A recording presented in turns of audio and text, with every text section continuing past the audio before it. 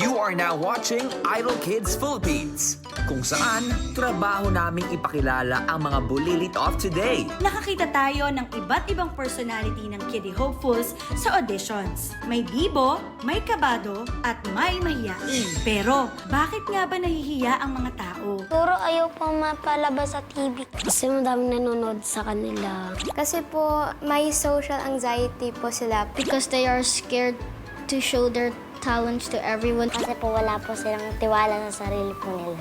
Yung naiisip po nila parang mamamali po sila. Kasi po baka tawanan ng ibang tao. Eh ikaw, mahiyain ka ba?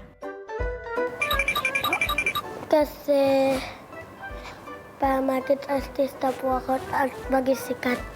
Not really. Minsan po, half introverted at half extroverted po ako. Hindi po ako mahiyain. Confidence po ako. Pero sometimes I get stage fright when I'm singing in a competition. Ako po kasi ay mahiyain. Nahiya po kasi ako dahil po natatakot ako magkamali. Hindi na naman po makakontrol yung hiya niyo po eh.